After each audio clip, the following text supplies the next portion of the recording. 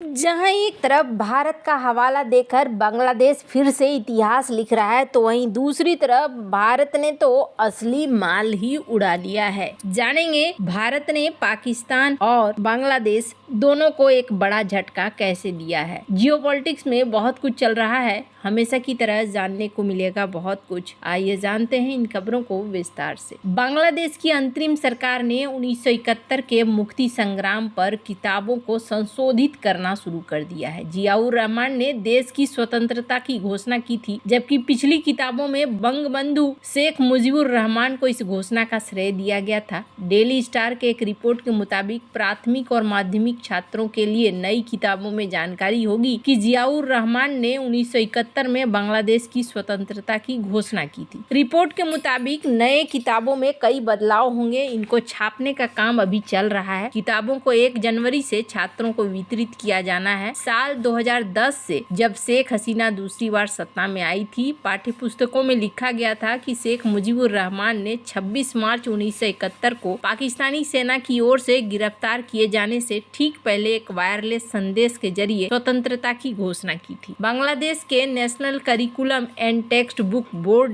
के अध्यक्ष professor AKM Rezaul Hasan ने कहा कि 2025 शैक्षणिक वर्ष के लिए नई पुस्तकों में बताया जाएगा कि 26 मार्च 1971 को जियाउर रहमान ने बांग्लादेश की स्वतंत्रता की घोषणा की और 27 मार्च को उन्होंने बंगबंधु की ओर से एक और घोषणा की। उन्होंने कहा कि यह जानकारी निःशुल्क वितरित किए जाने वाले किताबों में शामिल की गई है। पाठ्य पुस्तकों में परिवर्तन करने की प्रक्रिया में शामिल लेखक और शोधकर्ता का कहना है कि उन्होंने किताबों को अतिशयोक्तिपूर्ण थोपे गए इतिहास से मुक्त करने का प्रयास किया है। उन्होंने कहा कि किताबों को संशोधित करने वालों ने पाया है कि ये फैक्ट बेस्ड जानकारी नहीं है। शेख मुजीबुर रहमान ने पाकिस्तानी सेना की ओर से गिरफ्तार किए जाने के दौरान वायरलेस संदेश भेजा था, इसलिए उन्होंने इसे हटाने का फैसला किया। रिपोर्ट के मुताबिक इससे पहले कक्षा 1 से 10 तक के पाठ्य पुस्तकों में स्वतंत्रता की घोषणा किसने दी, इसकी जानकारी सत्ता में रहने वाले सरकार के अनुसार बदल दी जाती थी। एनसीबीटी के पूर्व अधिकारी ने कहा कि 1960 से 2001 तक जब एएल सत्ता में थी तो किताबों में कहा गया कि शेख मुजीबुर रहमान ने घोषणा की और जियाउर रहमान ने घोषणा पढ़ी। इसके बाद 2001 से 2006 तक जब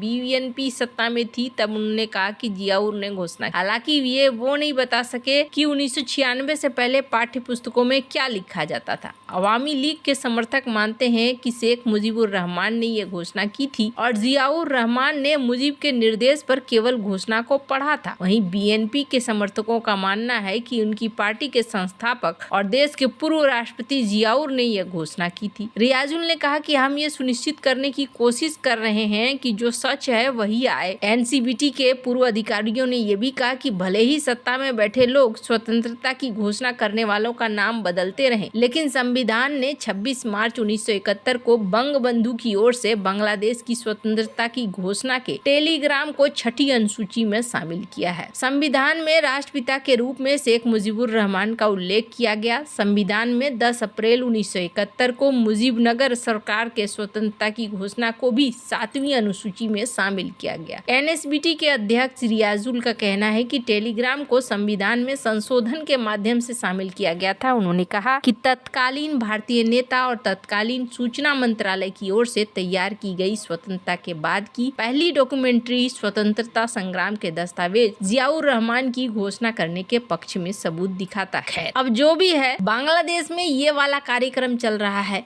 वहीं बात करें पड़ोसी पाकिस्तान की, तो पाकिस्तान में स्थिति और भी हिली हुई है। पाकिस्तान ने अभी नया फैसला तो ऐसा लिया है जो वहाँ के लोग ही इनके पीछे पड़ जाएंगे। पाकिस्तान सरकार ने रिटायर्ड कर्मचारियों और सशस्त्र बलों के कर्मियों के पेंशन लाभ में कटौती की है। पाक सरकार ने बढ़ते पेंशन बिल को कम करने के लिए सेवानिवृत्त कर्मचारियों और सशस्त्र बल कर्मियों के पेंशन लाभ में भारी कटौती की है। कहा जा रहा है कि वित्त मंत्रालय ने बुधवार को पेंशन बंद करने के संबंध में 3 अलग अलग अधिसूचनाएं जारी की है, जिनमें पहली बार मिलने वाली पेंशन में कटौती की है और भविष्य में पेंशन में बढ़ोतरी निर्धारित करने वाले आधार में भी बदलाव किया गया है। खबर में कहा गया कि ऋण चुकाने, रक्षा और विकास के बाद बजट में चौथा सबसे बड़ा व्यय है पेंशन। पाक वित्त मंत्रालय के अधिसूचना के अनुसार वेतन और पेंशन आयोग 2020 की सिफारिशों पर यह निर्णय लिया गया है। अब ऐसी स्थिति में जहां कोई व्यक्ति एक से अधिक पेंशन का हकदार है, उसे केवल एक पेंशन लेने का विकल्प विकल्प चुनने के लिए कहा जाएगा। नए पेंशन भोगी को अंतिम वेतन के आधार पर पेंशन लेने के बजाय पिछले 2 वर्षों के औसत वेतन के आधार पर पेंशन मिलेगी। वित्त मंत्रालय ने कहा कि पेंशन पर सभी मौजूदा निर्देशों को तत्काल ही संशोधित किया जाएगा। तो एक बखेड़ा यहाँ खड़ा हो रहा है, पैसे की दिक्कत है। ऊपर से अगर इनके रक्षा मंत्री को सुनिए तो वो क्या कहते हैं। इनके रक्षा मंत्री कहते हैं कि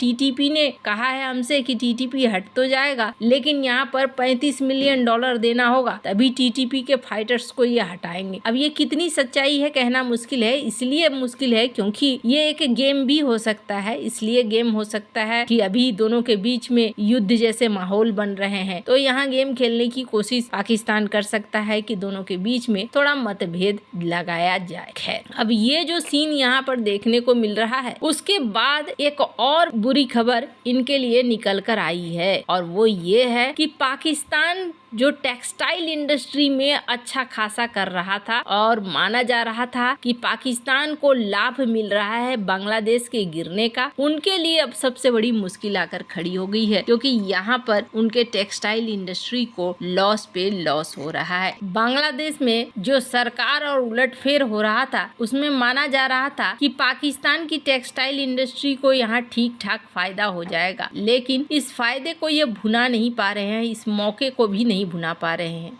शुरुआत तो इन्होंने की, लेकिन उस शुरुआत को ये फिर तरीके से हैंडल नहीं कर पाए, और उसका परिणाम ये हो रहा है कि इनको टेक्सटाइल इंडस्ट्री में भी अब अच्छा खासा नुकसान हो रहा है। टेक्सटाइल इंडस्ट्री का ये नुकसान इनके लिए बहुत भारी पड़ने वाला है। क्यों भारी पड़ने वाला है? इसके पीछे कारण ये है कि एक बार जहां कस्टमर निकल कर गए, नए कस्टमर जोड़ना तो दूर, यहाँ पर पुराने कस्टमर ही निकल कर जा रहे हैं, तो फिर उनका वापस से आना संभव नहीं हो पाता है, और जब वो वापस से नहीं आएंगे तो ये इनके लिए सबसे बड़ा लॉस माना जाएगा। पाकिस्तान को इस वक्त देखने को मिला है कि पाकिस्तान के कपड़ा निर्यात को 2024 में महत्वपूर्ण चुनौतियों का सामना करना पड़ा है। मुख्य रूप से चल रही राजनीतिक अस्थिरता और बाजार की गतिशीलता के कारण देश का कपड़ा क्षेत्र, जो इनकी अर्थव्यवस्था में महत्वपूर्ण है, साल के अंत में $17 बिलियन के लक्ष्य से कम निर्यात के साथ समाप्त होने का अनुमान है। साल 2024 के पहले 11 महीने में पाकिस्तान का कपड़ा निर्यात लगभग $15.43 बिलियन था। विश्लेषकों का अनुमान है कि दिसंबर का निर्यात $1.5 बिलियन तक पहुंच सकता है, जिससे $16.93 बिलियन